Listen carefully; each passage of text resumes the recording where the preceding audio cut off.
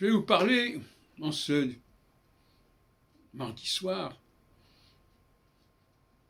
coincé entre le Noël et le jour de l'an, des calques qu'ont opéré l'anglais et l'allemand sur le français.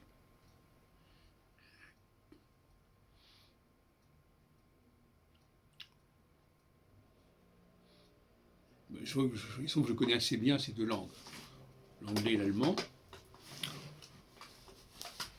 et que je voudrais commencer par un terme qui veut dire découvrir en allemand, qui s'appelle Entdecken. Entdecken. Les Anglais, ils n'ont rien trouvé de mieux de dire discover sur le modèle français. Mais Entdecken, ce n'est pas du français, certes, mais c'est calqué sur le français. Parce que c'est pas si banal que cela de dire découvrir. Il y a beaucoup de gens qui emploient le mot découvrir, ne pensent même pas à ça. Découvrir, ça veut dire enlever ce qui couvrait, enlever la couverture. Dans beaucoup d'autres langues, ce n'est pas l'expression qui est utilisée pour indiquer qu'on a trouvé quelque chose. Trouver quelque chose, c'est pas forcément enlever quelque chose. Et donc, c'est bizarre que les Allemands disent Entdecken, Decken voulant dire couvrir, et N voulant dire que c'est quelque chose qu'on ôte, on ôte la couverture. On découvre. Et donc là, nous avons une particule, ent, E-N-T, qui correspond à notre français D, ou 10.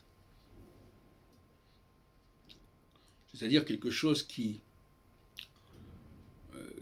est enlevé, que j'appelle le départ. Le départ.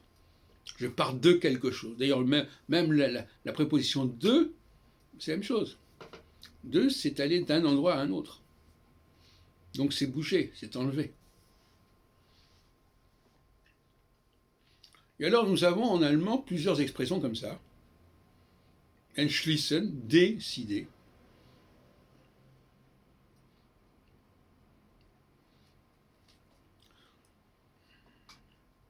Entwickeln, développer. Et d'autres.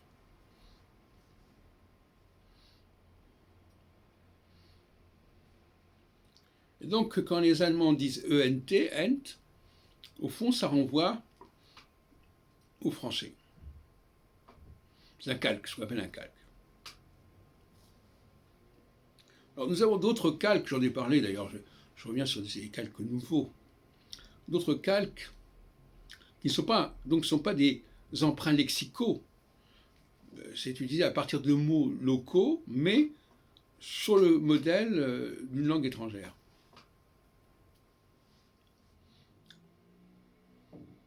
Par exemple, en anglais, always est calqué sur toujours, par exemple. On va donner d'autres exemples.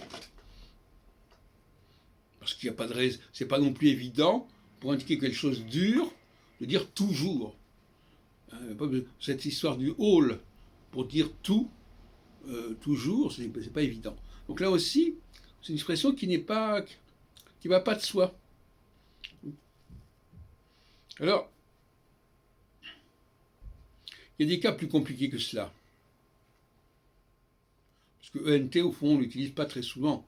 On l'utilise uniquement dans les cas que j'ai signalés. Par contre, il y a d'autres cas où c'est mélangé. C'est-à-dire que la particule peut signifier différentes choses. Mais ça brouille les pistes en quelque sorte.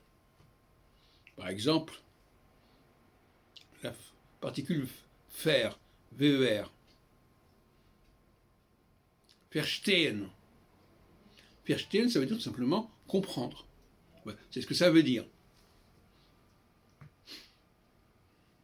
Pourquoi ? Parce que faire, ici, signifie avec.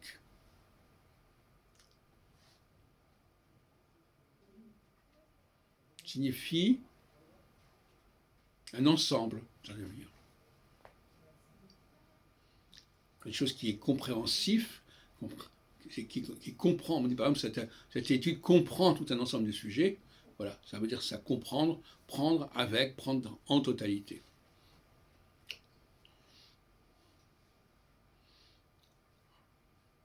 Mais dans d'autres cas, qui sont assez connus, faire sert à dire plutôt quelque chose qui est mis à l'écart. Vergiss mich nicht, c'était connu. Ne m'oublie pas.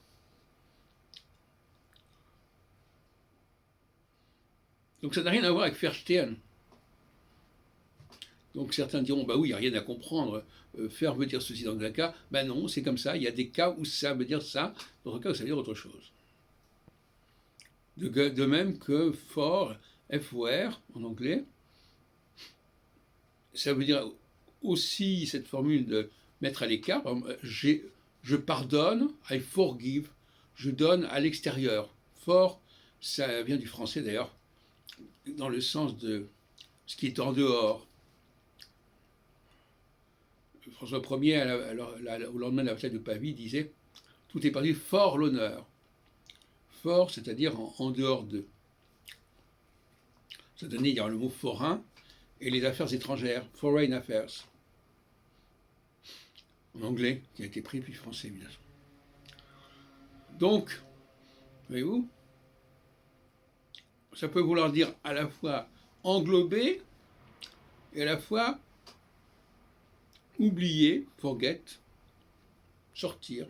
Ça m'est sorti de l'esprit.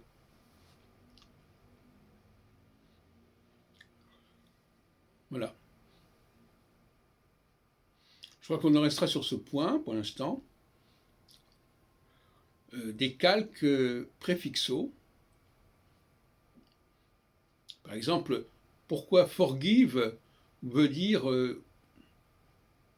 pardonner? C'est pas évident.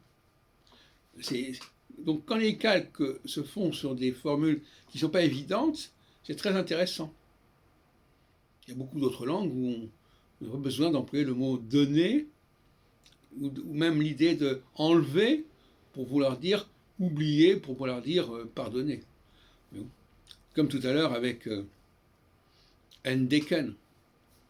Ce sont des idiotismes du français. Et même s'ils sont calqués, on reconnaît l'idiotisme français, l'idiosyncrasie.